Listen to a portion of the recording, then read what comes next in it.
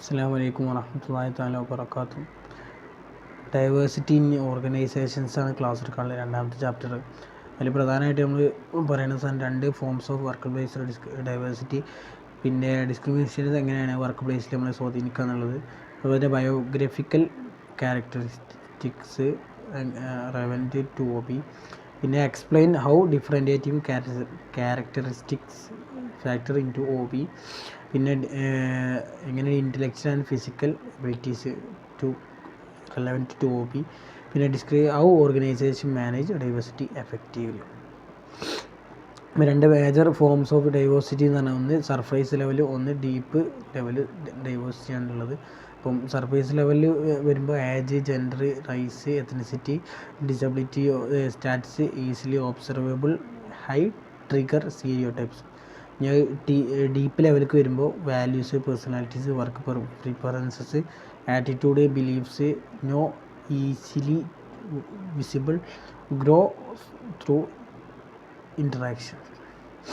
ഇനി വർക്ക് പ്ലേസിലെ ഡിസ്ക്രിമിനേഷൻ എന്ന് പറഞ്ഞാൽ, ഇവിടെ ഡിസ്ക്രിമിനേഷൻ നമ്മൾ ഉദ്ദേശിച്ചത് എന്തെങ്കിലും ഒരു ഗ്രൂപ്പിൻ്റെ പേരിൽ ആളുകളെ തരംതിരിക്കുക, അല്ലെങ്കിൽ അങ്ങനത്തെ രീതിയിലുള്ള സ്വഭാവങ്ങളോ പോലെ പ്രത്യേക അടുപ്പങ്ങളൊക്കെ ഇതാക്കുന്ന സാധനങ്ങളാണ് പറയുക. അതിൽ ഒന്നാമത് discrimination in politics, stereotype, thread, harassment and intimidation, exclusion, inclusion. അപ്പോൾ ഇത് സ്വാഭാവികമായിട്ട് 4 സാധനങ്ങളാണ്. ഹാരാസ്മെൻറ്റ് അല്ലെങ്കിൽ ഒരു ഇങ്ങനെ ജാതീയമായി കാസ്റ്റ് പരമായിട്ട് ഇതാക്കുക, അല്ലെങ്കിൽ റൈസ് പോലെ വർണ്ണം അല്ലെങ്കിൽ കറുത്ത ഇതിലൊക്കെ പോലെ താഴ്ത്തുന്ന രീതിയിൽ സംസാരിക്കാം അല്ലെങ്കിൽ പ്രവർത്തിക്കുക എന്നുള്ളത്. ഇനി അതിൻ്റെ ഇമ്പാക്റ്റ് ഓർഗനൈസേഷൻ, ഇതിൻ്റെ ഇമ്പാക്റ്റ് എന്ന് വരുന്ന നല്ല പ്രൊഡക്റ്റുകൾ കുറയും, പ്രൊഡക്റ്റിവിറ്റി കുറയും, റിസ്ക് ടാക്സ് ബിഹേവിയർ ആയിക്കാരം, പിന്നെ ഇൻക്രീസ് കോൺഫ്ലിക്റ്റ് അല്ലെങ്കിൽ മറ്റു പ്രശ്നങ്ങളൊക്കെ ഉണ്ടാവും, പിന്നെ നല്ല ക്വാളിഫൈഡ് ആയിട്ടുള്ള എംപ്ലോയീസിന് ഇതും പ്രകാരം നമുക്ക് നഷ്ടപ്പെടാൻ സാധ്യതയുണ്ട്.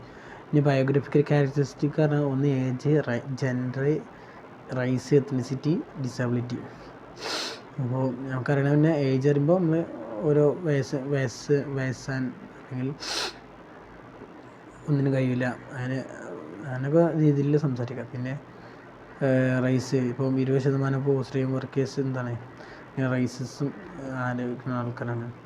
അങ്ങനെ പിന്നെ അതുപോലെ തന്നെ നമ്മുടെ ഈ വംശീയത, ദേശീയത ഒക്കെ അല്ലെങ്കിൽ ദേശീയത ഇതിലൊക്കെ 20% ആൾക്കാർ വൈഫേഴ്സിൽ ഇതാക്കുന്നത്. ജെൻഡർ എന്നുള്ള ആണ്, പെണ്ണ് അങ്ങനെയൊക്കെ രീതിയിൽ വേർതിരിവുണ്ടാവും.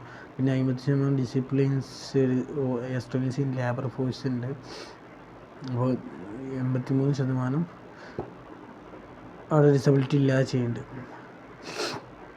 ഇനി അതർ ഡിഫറൻറ്റേറ്റീവ് ക്യാരക്ടറിസ്റ്റിക് എന്ന് പറഞ്ഞാൽ ഒന്ന് ടെൻഡർ, പിന്നെ religion, sexual orientation, gender identity, cultural identity.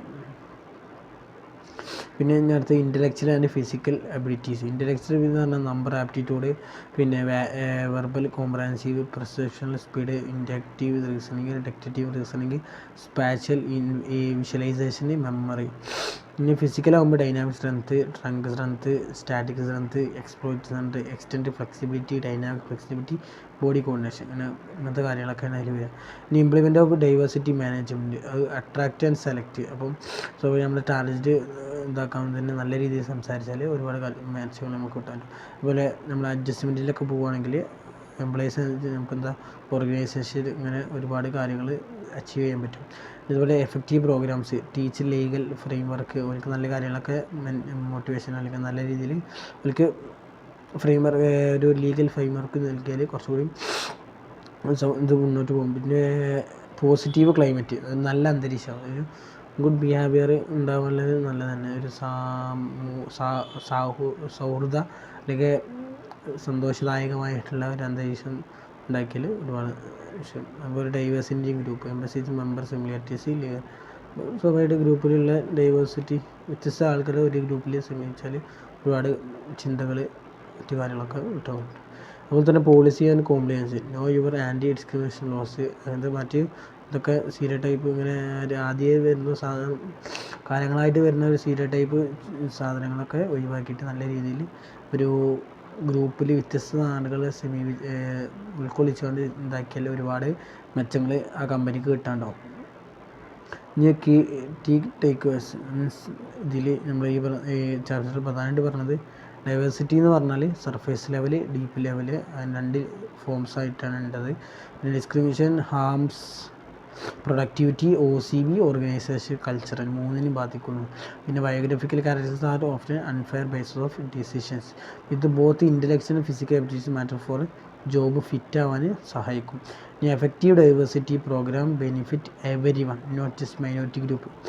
അപ്പം സ്വാഭാവികമായിട്ട് എഫക്റ്റീവ് ഡൈവേഴ്സിറ്റി എല്ലാവർക്കും നല്ല രീതിയിൽ ഉപകാരപ്പെടുന്നതാണ്. പിന്നെ പോസിറ്റീവ് ഡൈവേഴ്സിറ്റി കൾച്ചർ എന്ന് പറഞ്ഞാൽ ഹയർ സെയിൽസ് കിട്ടും, റീറ്റേഷൻ കിട്ടും, നല്ല പെർഫോമൻസ് കിട്ടും. ഒരേ രീതിയിൽ നമുക്ക് ചിലപ്പോൾ diversity management everyone's business രീതിയിലാണ്. ഇത്രയുള്ള ഇതിൽ വിഷയം. അസ്സലാമു അലൈക്കും.